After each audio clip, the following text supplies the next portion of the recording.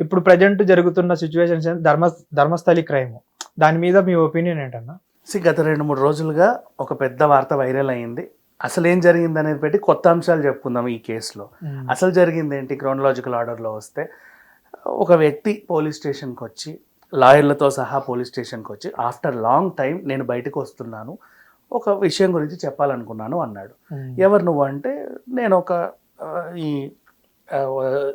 మన నేత్రావతి నది దగ్గర చెత్త తీసే ఒక కార్మికుడిని. నేను అక్కడే ధర్మస్థల ఆశ్రమం వాళ్ళు పెట్టుకున్నారు. నెలకి ఇంత ఎంతో కొంత ఇస్తారు. నా జాబ్ ఇదే. కాకపోతే మధ్యలో నాకు కొత్త జాబ్ ఇచ్చారు. ఓ రోజు ఒక శవాన్ని తీసుకొచ్చి దీన్ని అక్కడో ఇక్కడో పాతిపెట్టమన్నారు.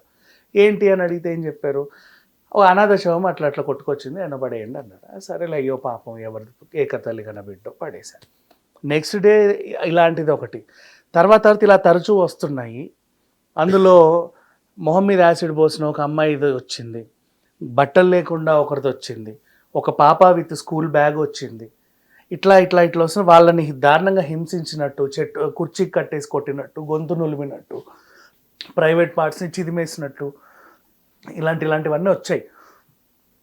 సో ఈ పని నేను చేయలేనండి, మీరేదో చంపి ఇలాంటి నాతో చేయిస్తున్నారు, ఈ పాపం నేను చేయలేనని చెప్పాడు. ఎదురు తిరిగితే నీకు ఇదే గతి పట్టుద్ది, నీ కుటుంబం కూడా ఉండదని వాళ్ళు బెదిరించారు. కొంతకాలం పాటు ఆయన అదే పని చేసి తర్వాత ఎప్పుడు 2014లో కుటుంబంతో సహా ఎక్కడికో వెళ్ళిపోయాడు కనబడకుండా. అప్పటి నుంచి బిక్కుబిక్కుమంటూనే ఉన్నా కూడా ఇప్పుడు ఏదో ధైర్యం వల్ల బయటికి వచ్చాడు. ఎందుకయ్యా బయటికి వచ్చావు అని అడిగితే, కొంతకాలం క్రితం వాళ్ళ కుటుంబంలో కూడా ఒక అమ్మాయికి ఇలాగే జరిగింది. అప్పుడు ఆ తల్లి చాలా బాధపడింది. ఇదే బాధ ఆ తల్లులకు కూడా ఉంటుంది కదా అని ఒక గిల్ట్. కళ్ళు మూసినా తెరిచినా అవే, ఏంటో ఉండలేకపోతున్నా. సరే ఎలాగో మనిషి జీవితకాలం కొంతే, పోయేవాడు ఎలాగైనా పోతాడు, నా జీవితం ఎంతకాలమో తెలియదు, ప్రపంచానికి నిజాన్ని తెలియజేద్దాం అని అనుకున్నాడు. అలా తర్వాత ఏం జరుగుద్దో కూడా ఆయనకు తెలుసు, ఫుల్లీ ప్రిపేర్డ్. తన కేసు తీసుకుంటారో లేదో తెలుసు, తను చంపేస్తారని తెలుసు, వాళ్ళ ఫ్యామిలీని వేధిస్తారని తెలుసు. ఆయనకైనా సరే కొంచెం 2 అడుగులు ముందుకేసి బయటికి వచ్చేసాడు. సేఫ్ సైడ్ సుప్రీంకోర్టు అడ్వకేట్కి కూడా ఇంకొక లెటర్ ఇచ్చేసే ఇటు వచ్చాడు. సో ఈ వ్యక్తి గురించి చర్చిస్తున్నారు. తను చెప్పిన నిజాలు చాలా దారుణంగా ఉన్నాయి. ఇది నిజమా కాదా అని అనుకుంటే గతంలో కొన్ని కేసులు, అనన్య భట్ కేసు కానీ, సౌజన్య కేసు కానీ, వాళ్ళ మదర్ పోరాడడం, ఆ మదర్ని తీసుకెళ్ళి ఆవిడ్ని కూడా చాలా చిత్రహింసలకు గురి చేసి నిన్నీలాగే చంపేసాను బెదిరించి తోయడం, కేసులు ఎవరు తీసుకోకపోవడం, మిస్సింగ్ కేసులు, ఆవిడ అదే వేదనతో బాధపడడం. కాకపోతే తను సిబిఐలోనో దేంట్లోనో క్లర్క్గా పనిచేసింది కాబట్టి ఎందుకో ఇంకొకసారి ట్రై చేద్దామని అలాగే ఉండింది. ఇప్పుడు ఈ కేసు బయటకు వచ్చేసరికి ఆవిడ వచ్చింది. తనతో పాటు ఒక్కొక్కరుగా వస్తున్నారు మిస్సింగ్ కేసు వాళ్ళందరూ. అప్పుడు ఇలా జరిగింది, ఒకప్పుడు ఇలా జరిగింది అని. దీనికి ఇప్పుడు తవ్వకాలు మొదలు పెట్టారులే. అవును. ఇప్పుడు ప్యారలల్గా ఇంకొక సిచ్యువేషన్ ఏంటంటే, ఇది ఎవరికి తెలియదు, నేనే చెప్తున్నా.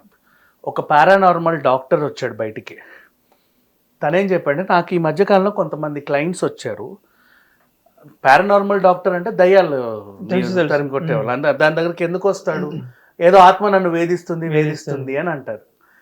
అట్లా ఒక 11 to 13 క్లయింట్స్, అంటే 12 మంది అటు ఇటుగా. వీళ్ళు చెప్పినవి ఏంటంటే, అక్కడ నేను కన్ను ఆపరేషన్ చేయించుకుని కళ్ళు పెట్టించుకున్నాను, అక్కడ నాకు కిడ్నీ ఇది అయ్యింది. రిచ్ క్లయింట్సే వీళ్ళు. ఇప్పుడు ఈ కిడ్నీలు పెట్టుకునే వాళ్ళందరూ మంచి రిచ్ క్లయింట్సే. ఇక్కడ ఈ పార్ట్ లివర్ పెట్టుకున్నాను. మోస్ట్ ఆఫ్ ది కిడ్నీ వాళ్ళు వచ్చారంట. ఒక 10 మంది వరకు కిడ్నీలే, ఒకడో ఇద్దరో కన్ను, లివర్ ఏదో ఆపరేషన్ ఏదో చేయించుకున్నారు. వాళ్ళు చెప్పిన తీరు, ఒక దగ్గర ఏదో హాస్పిటల్, డిఫరెంట్ హాస్పిటల్స్, అక్కడక్కడ నాకు ఇది జరిగింది, ఆ ట్రీట్మెంట్ అయినప్పటి నుంచి నన్ను ఏదో ఆత్మ వేధిస్తున్నట్టు అనిపిస్తుందండి అని అన్నాడు. ఇప్పుడు ఆ పారానార్మల్ డాక్టర్ ఏం చెప్తున్నాడు అంటే, యాక్చువల్గా తను దయ్యాలని నమ్మరు పారానార్మల్ వాళ్ళు. కొంతమంది దయ్యాలు ఉన్నాయని నమ్ముతారు, కొంతమంది అసలు లేరని నమ్ముతారు. డిఫరెంట్గా ఉంటారు వీళ్ళల్లో కూడా. ఆయన ఏం చెప్పాడు అంటే, అప్పుడు చంపిన అమ్మాయిలందరినీ వీళ్ళ అవయవాలు ర్యాకెట్లో అమ్మేశారు. ఓకే. ఒక పెద్ద ర్యాకెట్ అది. ఎవరెవరైతే అమర్చుకున్నారో ఆత్మలు వీళ్ళని ఘోషిస్తున్నాయి, నీకు కిడ్నీ కావాలంటే నన్ను ఇంతలా చంపడం ఎందుకని అని తను చెప్పాడు. ఇంకొంతమంది ఆ, చిక్మంగళూరు టూర్కి వెళ్ళిన వాళ్ళు, నేత్రావతి ఇక్కడే ఉండదు, చిక్మంగళూరు దాకా ఉంటుంది. నేత్రావతి నది దగ్గర మాకు నెగిటివ్ వైబ్రేషన్స్ వస్తున్నాయి అని అంటున్నారు. అసలు వెళ్ళేది మనం అటు వెళ్తే అందరూ కూడా ఇవన్నీ చూసుకుంటూ లాస్ట్ గోకర్ణ వెళ్ళి గోకర్ణ మీదుగా గోవా వెళ్ళి వచ్చేస్తారు. ఇది యాక్చువల్గా స్పిరిచువల్ టూరే. స్టార్ట్ అయ్యేటప్పుడు అన్నీ తిరుగుతారు, అవన్నీ అటు ఇటు తిరిగి గోకర్ణకి వెళ్ళగానే 3 వచ్చేస్తుంది, ఇంకా గోవా వైబ్స్ వస్తూ ఉంటాయి. అట్లా గోవా వెళ్ళి రిటర్న్ వస్తారు బేసికలీ. ఇట్లా అందరు తిరుగుతా ఇటు కూడా వెళ్తారు, ఈ ధర్మస్థలికి కూడా వెళ్తారు. నేత్రావతి నది కూడా అందంగా ఉంటుంది, దాని అక్కడక్కడ దాని వ్యూస్ లొకేషన్స్ బాగుంటాయి. అప్పుడు వాళ్ళకి ఆ నది దగ్గర నెగిటివ్ వైబ్రేషన్స్ వస్తున్నాయి అంటే ఏదో ఆత్మ ఘోషిస్తుంది అక్కడికి వెళ్తే మాకు. అంటే యాక్చువల్ నువ్వు స్పిరిచువల్ టూర్లో నీకు పాజిటివ్ వైబ్స్ రావాలి. అవును. ఇప్పుడు మనం నదులని లేక్ వ్యూ అపార్ట్మెంట్ అని పెడతారు, ముందు ఒక చిన్న లేక్ ఉంటుంది అంతే, ఆ బాల్కనీలో కూర్చొని చూస్తే వాడికి ఆనందం.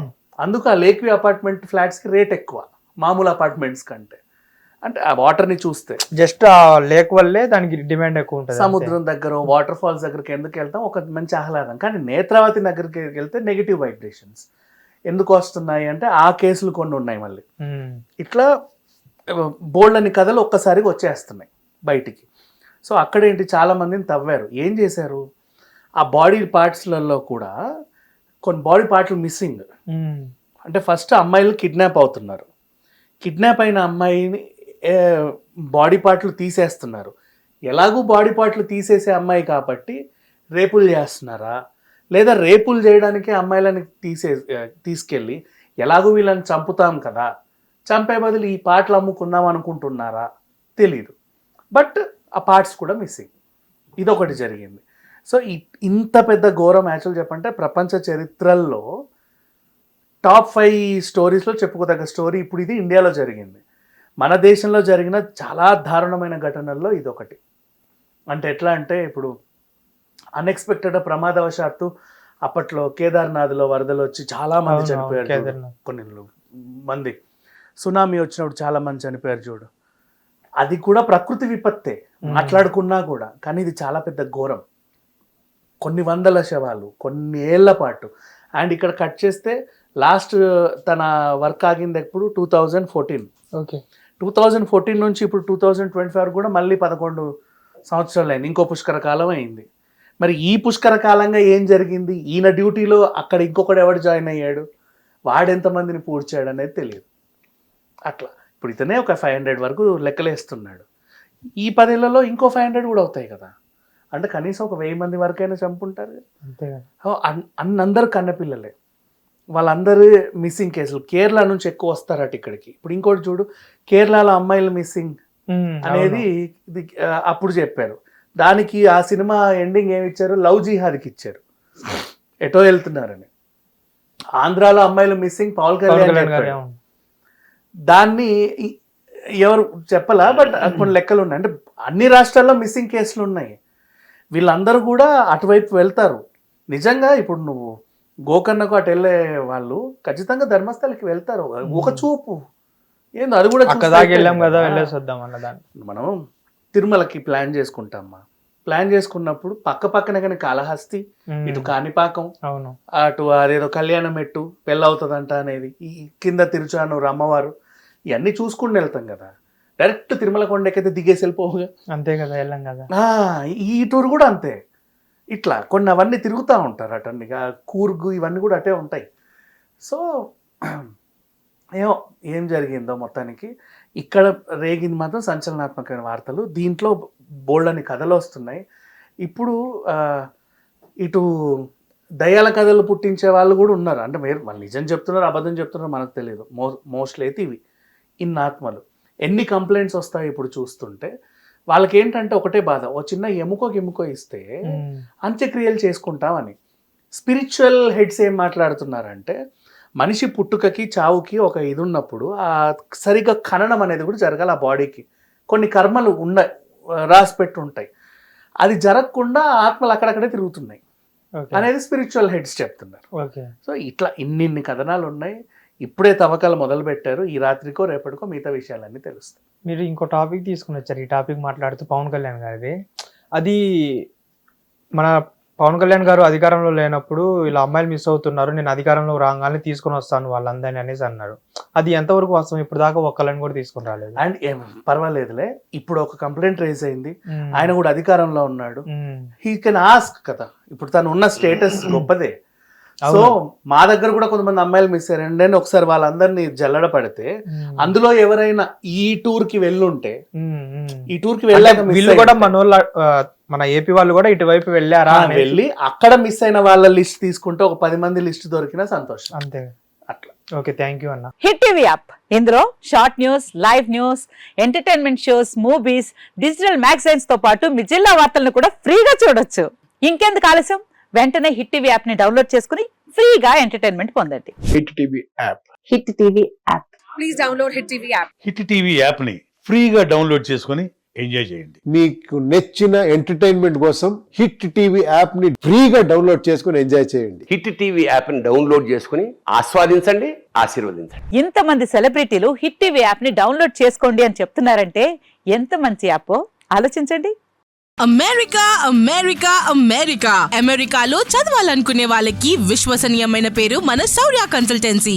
UK లో 1 year masters, UK లో 1 year masters, 2 years work permit up to 5 years visa. Contact Saurya Consultancy. Contact 89851 89851.